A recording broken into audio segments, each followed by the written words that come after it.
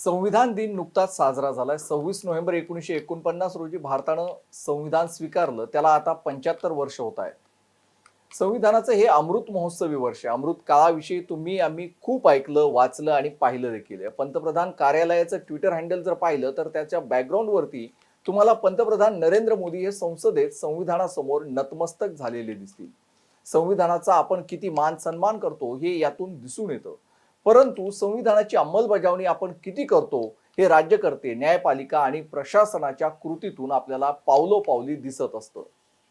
संविधान दिनी सर्वोच्च न्यायालयात डॉक्टर बाबासाहेब आंबेडकरांचा वकिलाच्या वेशातील पूर्णाकृती पुतळा उभारण्यात आला। राष्ट्रपती द्रौपदी मुर्मू, सरन्यायाधीश धनंजय चंद्रचूड आणि इतरही न्यायाधीश यावेळी उपस्थित होते। न्यायालयाच्या माध्यमातून संविधान अजून मजबूत असल्याचं अनेक निकालातून दिसून येत असलं तरी अनेक बाबतीत तिथंही संविधानाच्या अनेक नियमांना बाजूला सारलं जात असल्याचं लक्षात येतंय। ते कसं, तेच या व्हिडिओमधून आपण जाणून घेऊया। नमस्कार, मी उन्मेष खंडाळे, आपण पाहताय माय महानगर लाईव्ह।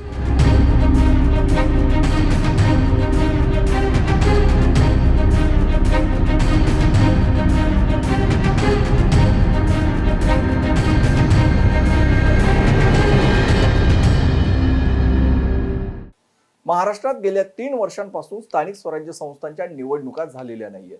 यामध्ये मुंबई, नवी मुंबई, पुणे, कोल्हापूर, छत्रपती संभाजीनगर महानगरपालिका यासारख्या महत्त्वाच्या महापालिकांचा समावेश आहे। महाराष्ट्रात 27 महानगरपालिकांच्या निवडणुका रखडलेल्या आहेत। त्याशिवाय 230 नगरपालिका, 26 जिल्हा परिषदा आणि 284 पंचायत समितीच्या निवडणुका 3 वर्षांपासून झालेल्या नाहीत। मुंबई, नवी मुंबई, छत्रपती संभाजीनगर म्हणजेच तत्कालीन औरंगाबाद महानगरपालिका, कोल्हापूर महानगरपालिका यांच्या निवडणुका फेब्रुवारी 2020 पासून रखडलेल्या आहेत। आता 2023 चा शेवटचा महिना सुरू झालाय। पुढच्या 2 महिन्यात या महापालिकांमध्ये प्रशासकाच्या कार्यकाळाला 4 वर्ष पूर्ण होतील। या 4 वर्षांमध्ये काही आयुक्तांच्याही बदल्या झाल्यात, मात्र निवडणूक झालेली नाही। निवडणुका न होणं लोकशाही प्रजासत्ताकच्या सुदृढतेचं लक्षण खचितच नाहीये। शाळकरी मुलांच्या नागरिक शास्त्राचं पुस्तक पाहिलं तरी त्यात तुम्हाला सापडेल की स्थानिक स्वराज्य संस्थांच्या निवडणुका 6 महिन्यात घेणं ही आवश्यक असतं। राज्यकर्त्यांना, प्रशासनाला पुस्तकी भाषेपेक्षा कायद्याची भाषा लवकर समजते। सुप्रीम कोर्टाच्या 2006 च्या आदेशानुसार स्थानिक स्वराज्य संस्थांचा कालावधी जास्तीत जास्त 6 महिन्यांपर्यंत लांबवता येऊ शकतो। त्यानंतर निवडणुका घ्यायलाच पाहिजे असं गुजरातमधील सहकारी संस्थांच्या निवडणुका संदर्भातील सर्वोच्च न्यायालयाचाच आदेश होता। या आदेशाचा विसर आता सर्वोच्च न्यायालयालाच पडलेला दिसतोय। त्यामुळे महाराष्ट्रातील 27 महानगरपालिकांच्या निवडणुका 3 वर्षांपासून रखडलेल्या आहेत। या निवडणुका घ्याव्या यासाठी सर्वोच्च न्यायालयात याचिका दाखल आहे। ऑगस्ट 2000 पासून या प्रकरणाची सुनावणी झालेली नाही। मग प्रश्न पडतो की सर्वोच्च न्यायालय संविधानाची आब राखत आहे का?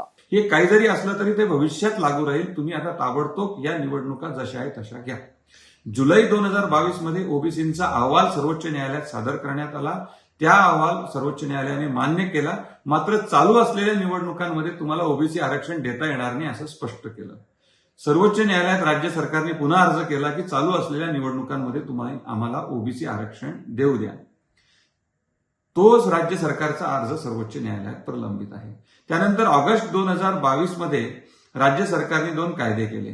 त्यांनी पूर्वी ज्या सरकारने सदस्य संख्या वाढवली होती ती कमी करून टाकली आणि सांगितलं की आता नवीन सदस्य संख्या ही पूर्वीप्रमाणेच राहील आणि राज्य निवडणूक आयोगाला सांगितलं की तुमची पूर्वीची कारवाई रद्द, आता तुम्ही सगळी कारवाई नव्याने करा।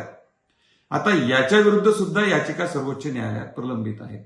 आता हे सगळे जे मुद्दे आहेत हे सर्वोच्च न्यायालयासमोर प्रलंबित आहेत। त्याच्यामध्ये स्टेटस को आहे। ऑगस्ट 2022 पासून या प्रकरणाची सुनावणी सुरू आहे। काही वेळा हे प्रकरण रीच झालं, ते बोर्डावर आलं, मात्र काही माननीय न्यायालयाने सांगितलं की तुम्ही हे सगळे जे काही इश्यूज हे क्लब झालेले आहेत ते वेगवेगळे करा। कुठले इश्यूज आता सर्व्हाइव्ह आहेत त्याची एक लिस्ट द्या, म्हणजे त्याच्यावर आपण सुनावणी घेऊ। मात्र अद्याप कार्यवाही होण्याची बाकी आहे। काही वेळेस राज्य सरकारने या संदर्भात वेळही मागून घेतला होता, मात्र अद्याप या प्रकरण जे आहे त्याची अशी सविस्तर सुनावणी झालेली नाही। त्यामुळे स्टेटस को असल्याने आता राज्यातल्या निवडणुका या प्रलंबित आहेत। स्थानिक स्वराज्य संस्था निवडणुका रखडण्याचं पहिलं कारण ठरलं होतं जागतिक महामारी कोरोना।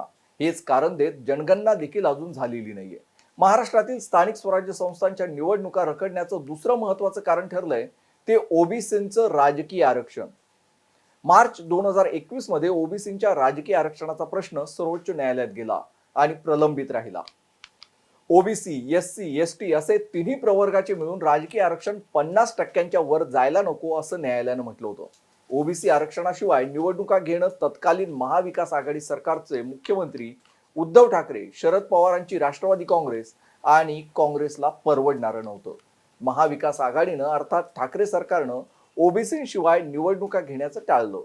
त्यांनी स्थानिक स्वराज्य संस्थांच्या निवडणुका पुढे ढकलत नेल्या. जुलै 2022 मध्ये सर्वोच्च न्यायालयाचा ओबीसींच्या राजकीय आरक्षणाचा प्रश्न सुटला. मात्र तेव्हा महाराष्ट्रात सत्ता बदल झालेला होता. महाविकास आघाडीचं सरकार कोसळलं होतं आणि शिंदे फडणवीसांचं सरकार सत्तेत आलं होतं. नव्या सरकारला लागलीच निवडणुका नको होत्या. सत्तेत आलेल्या शिंदे फडणवीस सरकारनं प्रभाग रचनेचं कारण पुढे करून निवडणुका लांबणीवर टाकल्या. महाविकास आघाडीचं सरकार पाडून सत्तेत आलेल्या शिंदे फडणवीस सरकारने प्रभाग रचनेच्या कारणावरून निवडणुका लांबणीवर टाकल्या. महाविकास आघाडीचं सरकार पाडून सत्तेत आलेल्या शिंदे फडणवीसांना स्थानिक स्वराज्य संस्थांच्या निवडणुकांना सामोरं जाण्याची हिंमत अद्याप झालेली नाही. ग्रामपंचायत निवडणुकांमध्ये एकही ग्रामपंचायत सदस्य हा पक्षाच्या चिन्हावर निवडणूक लढवत नसताना आमच्याच ताब्यात सर्वाधिक ग्रामपंचायती आल्याची शेखी भाजप आणि शिंदेची शिवसेना मिरवताना दिसते. मात्र मुंबईसह पुणे, कोल्हापूर, छत्रपती संभाजीनगर सारख्या 27 महानगरपालिकांची निवडणूक लढवण्याची त्यांची अद्याप मानसिक तयारी झालेली नाहीये. ऑगस्ट 2022 पासून स्थानिक स्वराज्य संस्था निवडणुकांचं प्रकरण सर्वोच्च न्यायालयात प्रलंबित आहे. फक्त तारखा पडत आहेत. तेव्हापासून आतापर्यंत एकही सुनावणी सर्वोच्च न्यायालयाने घेतलेली नाही. सर्वोच्च न्यायालयाला आपल्याच आदेशाची आठवण करून देण्याची वेळ आता जनतेवर आली आहे की काही झालं तरी 6 महिन्यात निवडणुका घेतल्याच पाहिजे. आता तेच न्यायालय त्यावरील सुनावणीही घेत नाही. त्यामुळे प्रश्न पडतो की ते कोणत्या संविधानानुसार काम करतायत. या संबंधीच्या अधिक बातम्या आणि व्हिडिओ तुम्ही mymahanagar.com या आमच्या वेबसाईटवर पाहू शकता. त्यासोबतच ताज्या घडामोडी जाणून घेण्यासाठी माय महानगरच्या फेसबुक, ट्विटर, इंस्टाग्राम या सोशल मीडिया अकाउंट्सला लाईक आणि फॉलो करा. तसेच यूट्यूबवर जर हा व्हिडिओ पाहत असाल तर माय महानगर लाईव्ह या आमच्या यूट्यूब चॅनलला सबस्क्राईब नक्कीच करा. धन्यवाद.